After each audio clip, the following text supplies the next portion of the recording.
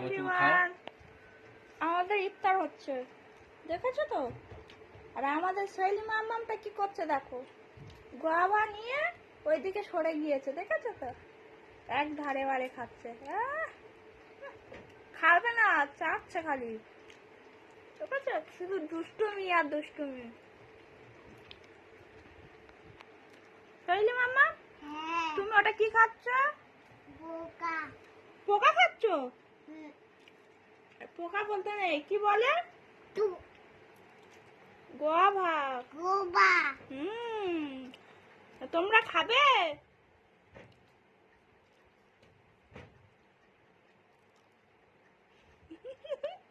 এ কি খাওয়া?